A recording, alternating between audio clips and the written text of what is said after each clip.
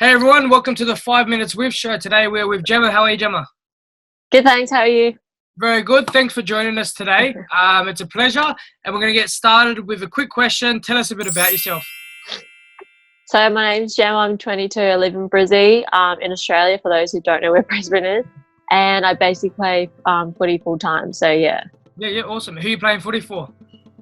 I'm playing for West Brisbane Panthers, which is a club down here in Brizzy, and internationally I play for the PNG Orchids. Awesome. And how's your experience been with playing for the club level and the international level?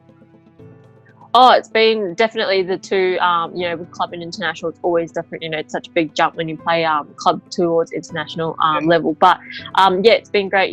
It's my first year kind of coming back from league, as I've been playing a lot of sevens the last 2 years. So bit juggling between two codes, but enjoying it for sure. Yeah. And what's the plans for the league in the future? I haven't really thought about it lately, but I guess with the whole NRLW that's kind of started up the last 2 years, I guess that's probably one of my main goals is try and make it into that, and hopefully play Origin level as well, for Queensland. So basically they're my two long term goals for now for footy. So yeah. Yeah, awesome. And obviously the Women's Rugby League game is growing massively. What's some good changes you've been seeing in that?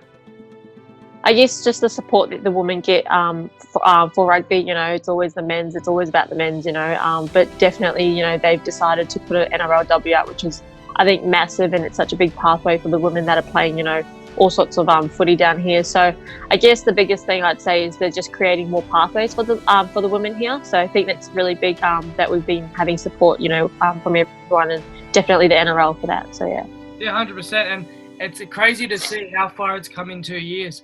It's probably it looks like it's going to overtake the male game, which, yeah. And obviously talking more about footy with the PNG side, what was it like to put on the jersey the first time? Oh, it was incredible. It's always such a big, it's always emotional when you play for your country, whether it's, an Australian jersey or a PNG jersey or whatever it may be.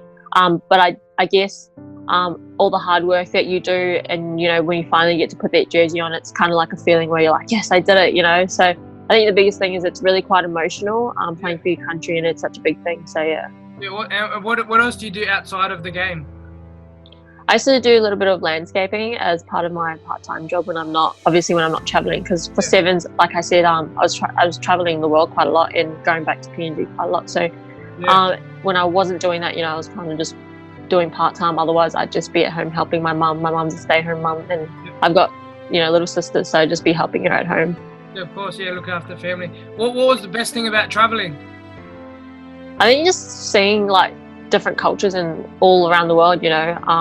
Up until I started traveling, I wasn't going anywhere. I've only been to New Zealand probably, but when I started going to Hong Kong and Samoa and all the way to America, it's just different experience when you're traveling between countries and seeing how they live over there compared to how we live in Aussie. So it was exciting to see different cultures. It's very different. And what made you get into playing all the sports? I guess growing up, I was just I was surrounded by quite a lot of family that were just into sports, I guess. And I think with school, it was pro sports is the thing that kind of took my mind away from, I guess, normal, your maths classes and English classes. I wasn't the best learner, and that wasn't my thing in school. I didn't really focus on school as much, and I guess sport was kind of that thing that took me away. So definitely that, yeah. And it's obviously paid off in a good way, which is good. What's some advice you would give to some up-and-coming girls trying to just kind of make their name in a women's-based sport? I guess just don't give up. There's going to be times that things might not work out for you, injuries, and you might have stuff going on, just family, personal things. And sometimes that takes a real, I guess it just takes a lot out of you mentally. And, quite a lot of us, we just tend to give up, and we're just like, oh, that's not for me. And I guess for me, I went through that quite a lot, and I've become stronger mentally, and I just, always had the drive to never give up. And so, my advice to kids out there or anyone who's trying to pursue a footy career, it's not just footy that drains us, it's also stuff outside, but you got to keep going. You just got to stay hungry. So yeah. Awesome. And obviously that kind of advice you've taken on for yourself, which has paid off, which is great.